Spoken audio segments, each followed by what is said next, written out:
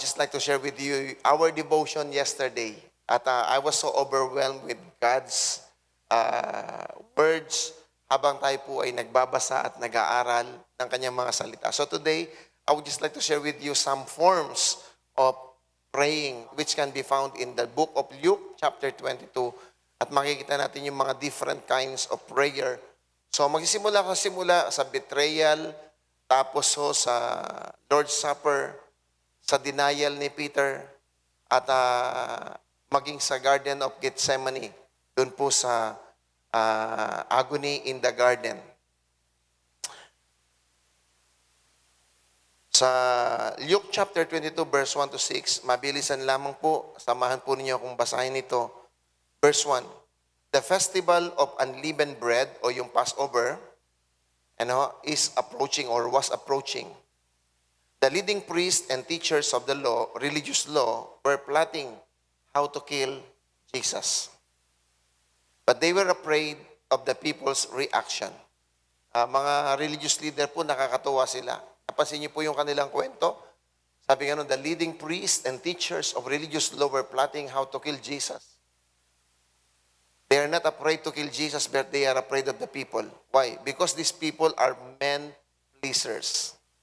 If you are scared of people, therefore you are a man pleaser. Now, verse 3. Iniba ko yung kulay ng verse 3 dahil but this verse is very alarming at scary at the same time. Basahin ko po, pakinggan nyo. Then Satan entered into Judas Iscariot. She was one of the 12 disciples. Kaya kung may dinidisciple ka, iingat ka, baka mapasukan ka. So, hindi ko alam bakit hindi sinaraduhan ni Judas yung pintuan, winelcome niya si Satan sa kanyang buhay. So, today I would just like to announce na please, maglagay naman kayo sa pintuan ng mga puso nyo, sabihin nyo sa kanya, no vacancy. Occupied already. The presence of my God and the Lordship of Christ is occupying my entire life. So Satan, keep out, no vacancy. Ang mahirap dito kay Judas, pinapasok niya, bakit? Sa verse 4, and he went to the leading priests and captains of the temple guard to discuss the best way to betray Jesus to them. So matapos niya pong i-welcome si Satan, siya pa ho yung nag-approach. Paano niyang i-betray si Lord? By the way, bago po ako magpatuloy, sa aking pag-aaral dito, the greatest temptation that the disciple is facing, dalawang bagay lang. Number 1 is to betray the Lord. That is the greatest temptation. Yung tatalikuran mo ang Panginoon ng todo-todo. Pangalawang temptation, yung denial. Okay? So, these are the greatest temptations at yung pangatlong temptation is not to fulfill the will of the Father in your life. So, tatlo to na temptation. Yung una is betrayal. Pangalawa, yung denial. At yung pangatlo, yung not to fulfill the will of the Father in your life. So, itong si Judas, ang sabi ng verse 4, and he went to the leading priest and the captains of the temple guard to discuss the best way to betray Jesus to them. They were delighted and they promised to give him money. So he agreed and began looking for an opportunity to betray Jesus so they could arrest him when the crowds weren't around. Naghahanap daw siya ng pagkakataon na i-betray si Lord kapag walang maraming mga tao. So, ang tanong ko, nagtagumpay ba kaya si Judas i-betray ang Panginoon? Tingnan natin yung pong susunod na slide. Nag-jump ako sa verse 47 hanggang verse 48. But even as Jesus said this, a crowd approached led by Judas. Sino nakakalam na yung rebelde, pwede rin siyang mag-lead ng kapwa niya rebelde? One of the 12 disciples, Judas walked over to Jesus to greet him with a kiss. Alam niyo po ba na one of the most dangerous kiss is a kiss of betrayal? Promise man. Di ba? Nakarinig ba kayo ng mga ganong mga hugot? Promise man, eda kalakwan. Promise man, ika mo kabud. Ito pa mas matindi. Ang sabi po ng Proverbs, isa sa mga nakakatakot na halik ay yung halik ng kaaway. Ano ho? Dahil yung halik na yon ay halik ng betrayal. Verse 48, but Jesus said, Judas, would you betray the Son of Man with a kiss? At of course, alam naman natin, si Judas lumayas after this. In Matthew 27, verse 3 to 5, tingnan natin ang kanyang ginawa. When Judas, who had betrayed him, realized that Jesus had been condemned to die, he was filled with remorse. So he took the 30 pieces of silver back to the leading priest and the elders. I have sinned, he declared, for I have betrayed an innocent man. What do we care? They retorted. That's your problem. Then Judas threw the silver coin down in the temple and went out and hung himself. So yung isang dakilang temptation is to betray Jesus. And it is a suicide. Pero very subtle kasi yung betrayal is a form of kiss. Akala mo it's a part of their tawag dito, yung kanila pong pagmamahal, pero po yun pala isang betrayal. Now, dumako naman po tayo sa sunod na bahagdan ng kwento. So, dito yung plano ni Judas nagtagumpay. Ang tanong ko ganito, bakit hindi ni-rebuke ni Lord si Judas? Actually, ni-rebuke niya. Sabi nga nun, did you betray the Son of God with a kiss? Pero hindi na tumalab. Bakit? Iba na yung nananahan sa puso ni Judas. Sa verse 7, babalik ako. Now the festival of the unleavened bread arrived, the Passover lamb is sacrificed. Jesus sent Peter and John ahead and said, go and prepare the Passover meal so we can eat it together. Where do you want us to prepare it? They asked him. He replied, as soon as you enter Jerusalem, a man carrying a pitcher of water will meet you. Follow him at the house he enters. Say to the owner, the teachers ask, where is the guest room where I can eat the Passover meal with my disciples? He will take you upstairs to a large room that is already set up. That is where you should prepare our meal. They went off to the city and found everything just as Jesus had said. And they prepared the Passover meal there. When the time came, Jesus and the apostles sat down together at the table. Jesus said, I have been very eager to eat this Passover meal with you before my suffering begins. For I tell you now that I won't eat this meal again until its meaning is fulfilled in the kingdom of God. Then he took the cup of wine and gave thanks to God for it. And then he said, take this, and share it among yourselves. For I will not drink wine again until the kingdom of God has come. He took some bread and gave thanks to God for it. Then he broke it in pieces and said to the disciples, saying, "This is my body, which is given for you. Do this in remembrance of me."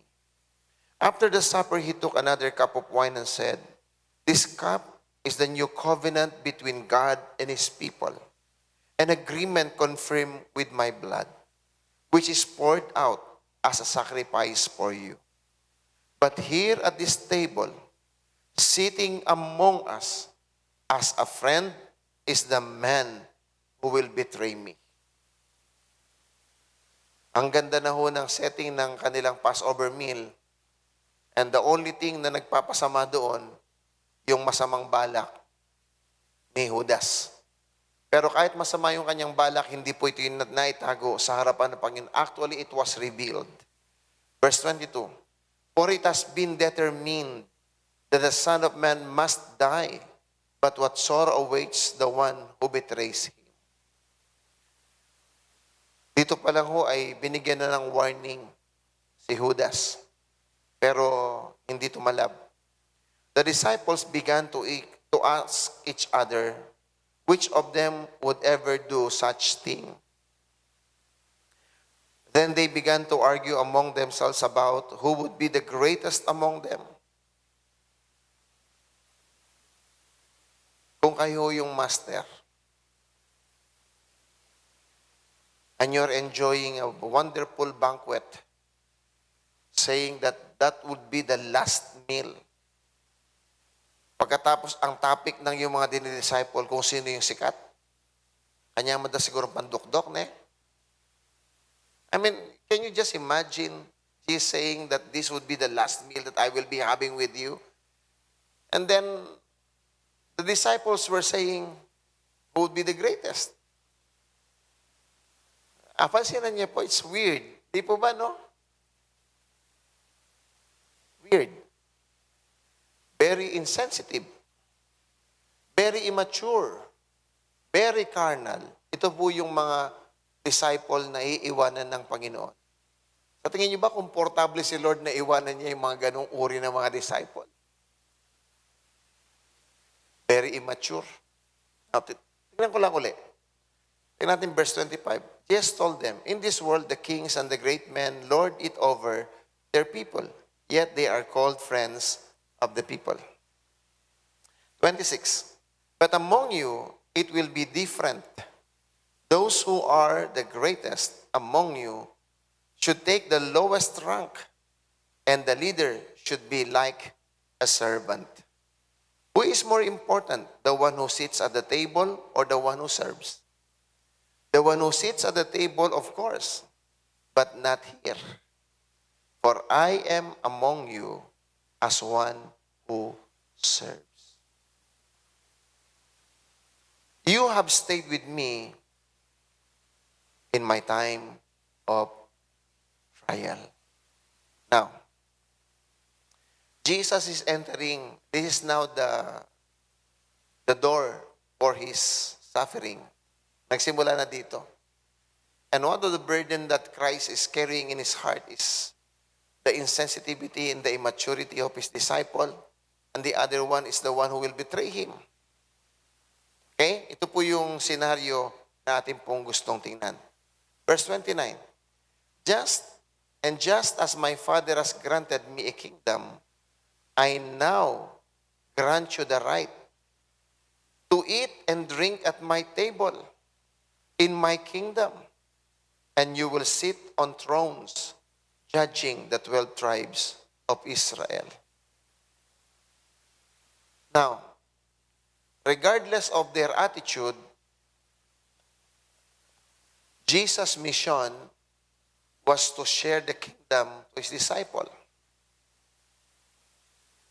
And the greatest part of that sharing of the disciples, of the kingdom to the disciples is, hindi lang yung kanyang pagkain, hindi lang yung table, but all the responsibilities of the kingdom.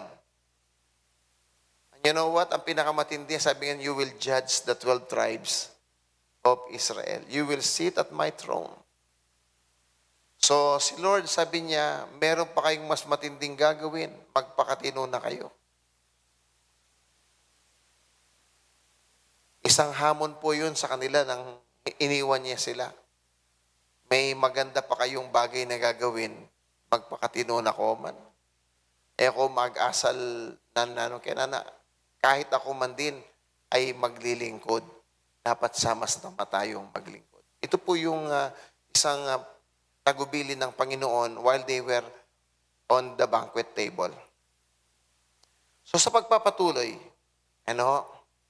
meron siyang napakagandang sinabi pa. Pagpatuloy natin ngayon, siyempre yung mga disciple, nireveal na ni Lord kung sino yung magbe-betray. So yung iba, very entitled na sila na hindi sila.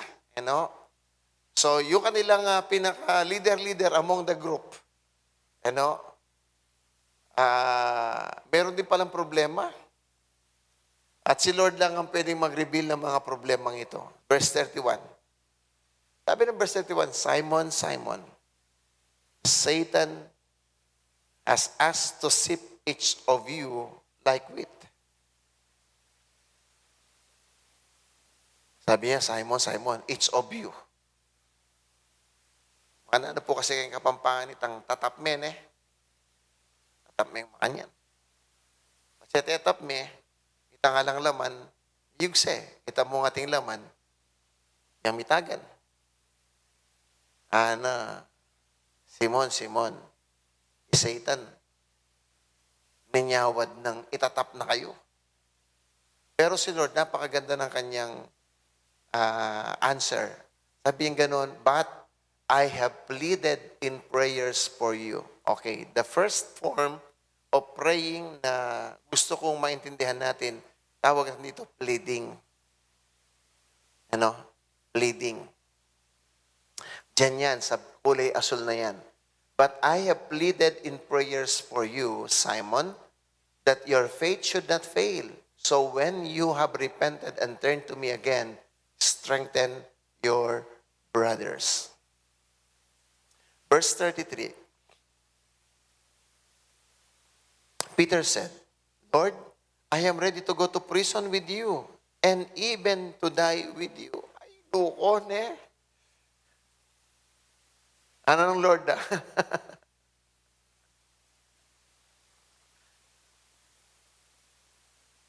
Verse 34, but Jesus said, Peter, let me tell you something. Before the rooster crows, tomorrow morning, you will deny me 3 times that you even know me. Bukas mo, anak.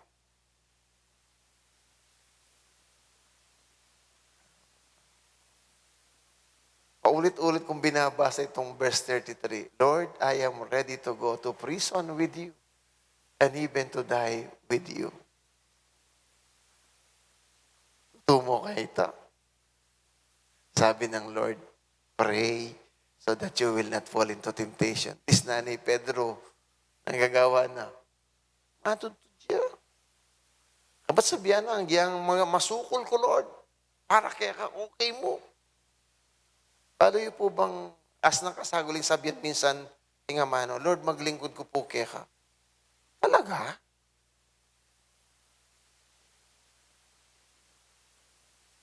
Amen? O masaguli mong sabihan talaga pero as nakasakit gawan. So titingnan natin kung ano yung mga kinahinatnan ni Peter. Kung talaga bang tumilaok yung manok ng 3 times. Next page. Sa verse 54, so they arrested Jesus and led him to the high priest home. And Peter followed at a distance. Nung tutuki kayo rin kang Lord, please, not at a distance. Get closer. Be intimate. Amen. Ay, Lord, kaya na ako mong gulot.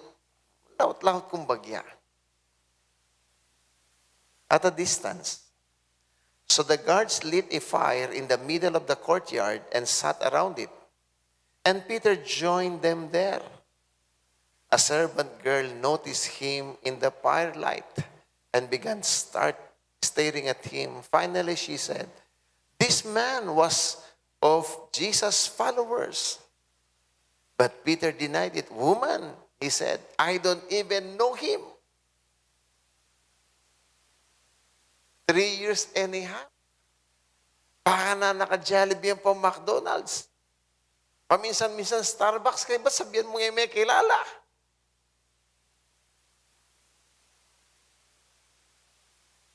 Pray me. May galing niya. Asa ganan may kendalan niya ni. Nakakilala. Di nga liwapin, pag-aral mo pa. Asa ganan mo kendalan, da ka mang kilala. Denial. Verse 58. After a while, someone looked at him and said, "You must be one of them." About an hour later, someone else insisted, "This must be one of them because he is a Galilean too." But Peter said, "Man, I don't know what you're talking about." And immediately, he was still speaking. The rooster crowed. Sabong Express. At the moment the Lord turned and looked at Peter, suddenly the Lord's words flashed through Peter's mind. "Before the rooster crows tomorrow morning, you will deny 3 times that you even know me." And Peter left the courtyard weeping bitterly. Kanina si Judas may remorse. Ito namang si Peter, he wept bitterly. So, tuloy natin yung kwento. Verse 39. Then, accompanied by his disciples, Jesus left the upstairs room and went as usual to the Mount of Olives. And there he told them, ito yung susunod na uri ng panalangin, "Pray that you will not give in to temptation." Verse 41, he walked away about a stone's throw and knelt down and prayed. Yung pangatlong uri ng prayer na gusto kong makita niyo, yung prayer niya, "Father, if you are willing, please take this cup of suffering away from me, yet I want your will to be done, not mine." This one is one of the greatest battle in our life is when we are in a crossroad. We want to choose to do God's will and we want to accomplish our own plan. That is a crossroad. Now, verse 43. Then an angel from heaven appeared and strengthened him. He prayed more fervently, and he was in such agony of spirit that his sweat fell to the ground like great drops of blood. At last he stood up again and returned to the disciple, only to find them asleep, exhausted from grief. "Why are you sleeping?" he asked them. "Get up and pray, so that you will not give in to temptation." Yung tatlo pong uri ng praying na gusto ko pong i-share sa inyo. Yung una, yung pleading. Pleading is the hedge of protection. When you plead for somebody else, you are covering them with your prayers for protection. Pangalawa, praying. We have to understand that our praying is the key for an overcoming life. When you don't pray, you will be easily defeated and succumb to the testings and temptations of the enemy in your life. And you'll begin to deny your faith, you'll begin to deny your brethren, or even betray your friend, your family, or your leaders, and even Christ Jesus our Lord. Now, hindi po ako naniniwala doon sa sinasabi nilang, "Pastor, manalangin na ako man eh." No ka rin. "Pastor Kimbale, may manalangin ko." Okay, but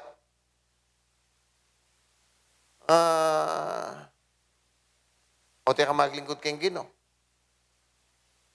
Kasi isa po sa mga matinding dapat answered ng Panginoon sa prayer mo is this part. Yung pangatlo. You pray not only for others, you pray not only so that you can live an overcoming life, you should also pray so that you can submit yourself so that you will be able to fulfill the will of God in your life. Because the true marks of a disciple is that they are serving the purposes of God in their lives. And you cannot please God if you are not submitted to Him. Now, yung pleading, ito yung, kaya meron tayong prayer room, meron tayong prayer chat room that we can always speak blessing, prayer. Of course, we also pray for our disciple that God will protect them and keep them. You know? Nung last April, yun po yung panahon na halos hindi ako natutulog. I kept mentioning, I kept praying, especially for those who were infected. And I believe and I truly praise God that prayer really, really works. And I thank the Lord that nobody was taken away from us. We were all survivors. So that is the kind of prayer you plead. Makisabi kang matindi kang Ginoo. Pangalawa, you pray so that you will not fall into temptations. It is your key. Kapag isang Kristiyano hindi na nagpipray, madali na siyang matalo. Kasi ang talagang susi ng kanyang tagumpay sa buhay ay nakasalalay sa kanyang kakayahang lumuhod sa harapan ng Diyos. And thirdly, submission. In Romans chapter 8, verses 5 hanggang 8, one of my favorite chapter in the Bible is Romans chapter 8. Ang tawag ko dito ay the Magna Carta of Religious, o yung tinatawag nating righteousness. Religious freedom to live uprightly, o yung tinatawag nating Magna Carta of Righteousness. Sa verse 1 pa lang, matindi. There is therefore now no condemnation. Pero hindi verse 1 na aking gustong i-share sa inyo, verse 5 hanggang verse 8. Listen to this. For those who live according to the flesh set their minds on the things of the flesh. But those who live according to the Spirit, the things of the Spirit. For to be carnally minded is death, but to be spiritually minded is life and peace. Because the carnal mind is enmity against God, for it is not subject to the law of God, nor indeed can be.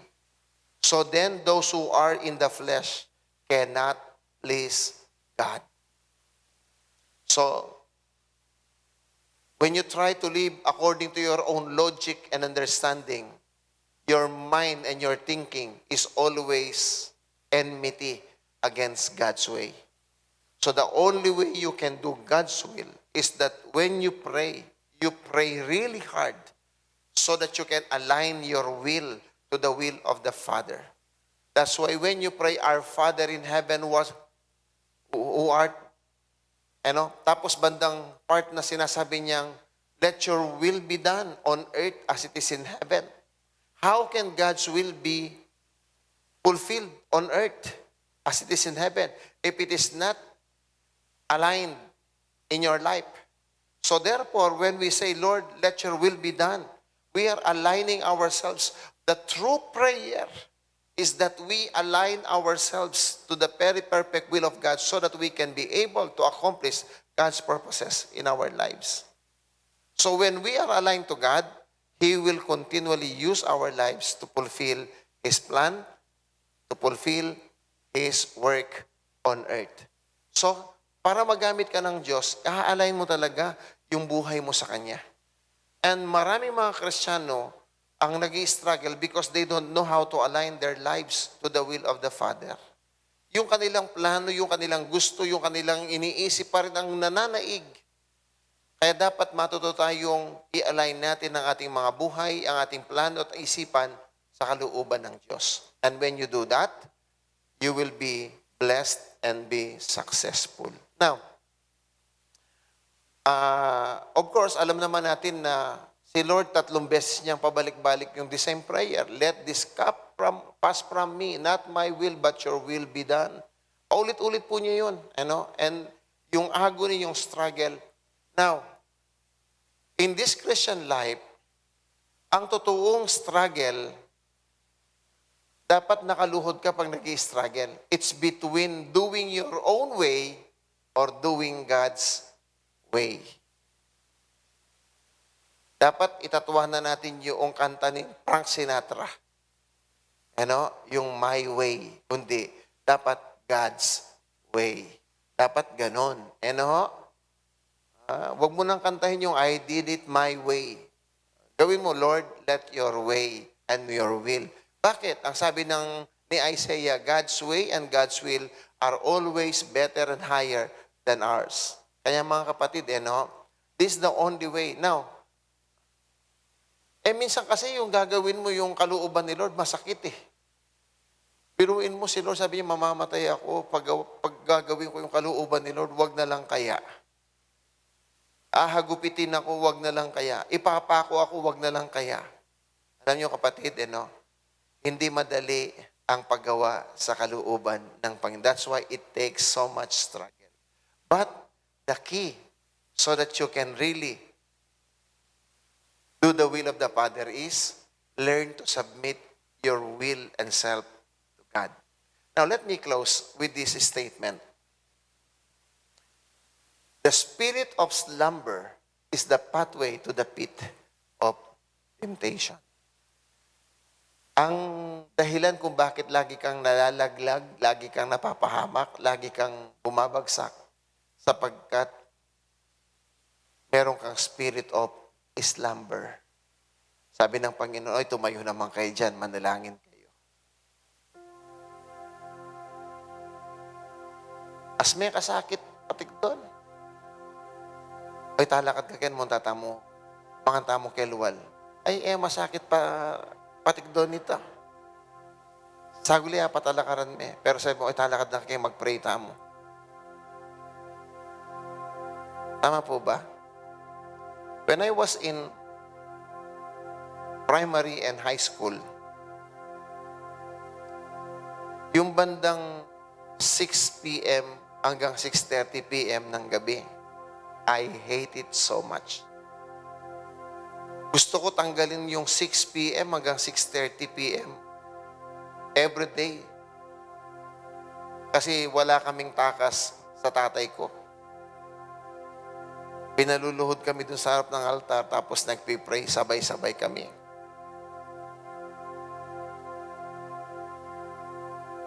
Pero nung ako'y na-born again,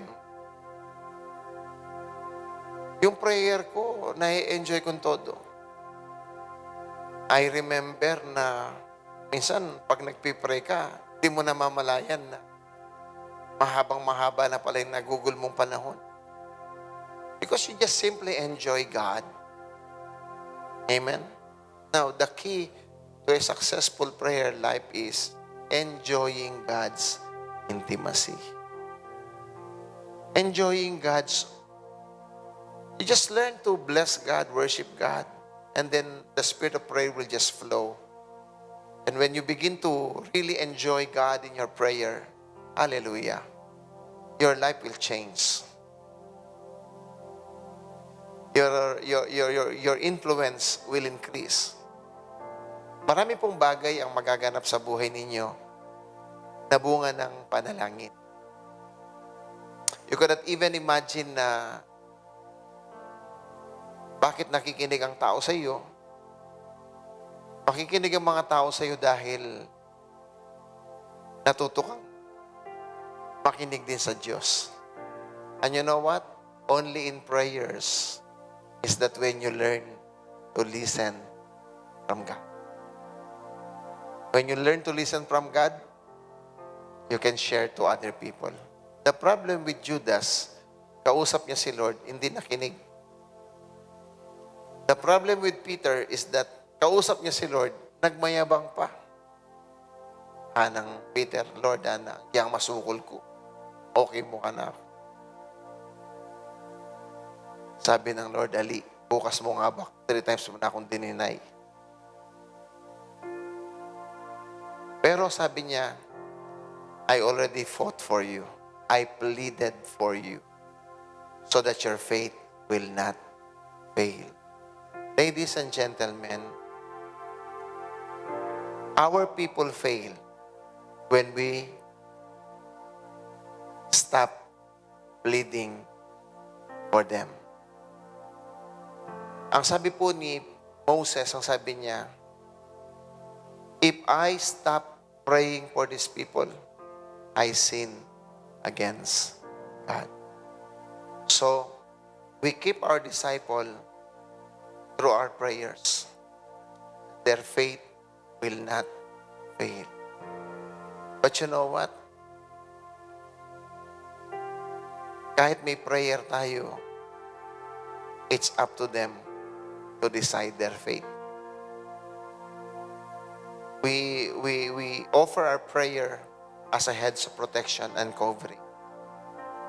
So the only way for people na maingatan at silang todo-todo is we keep mentioning their names in our pleading.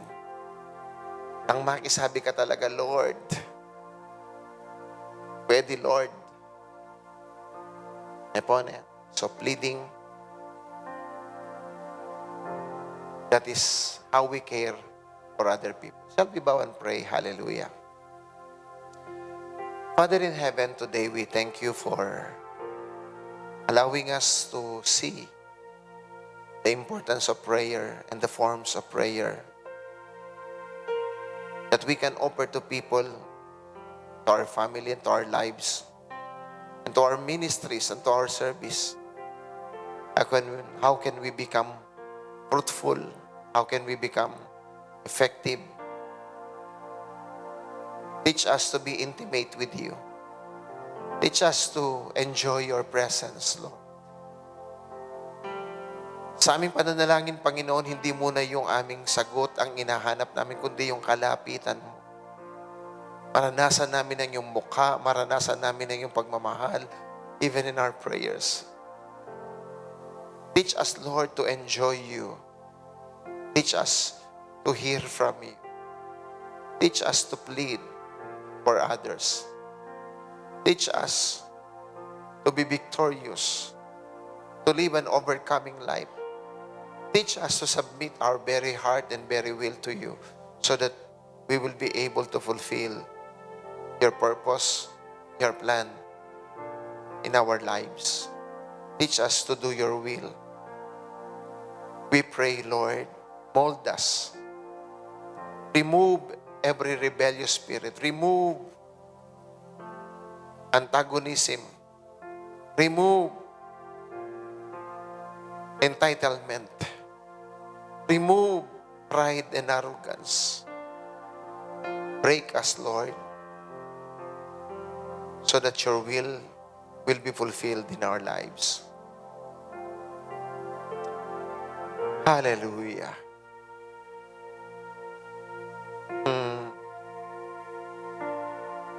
Hallelujah. Mold us, Lord. Mold us. Hallelujah. Show us the way, Lord. Make us your people who understands your way. Thank you, Father, in Jesus' name.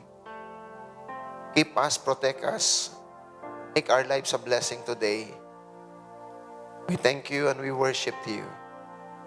In Jesus' name we pray. And everybody say, Amen.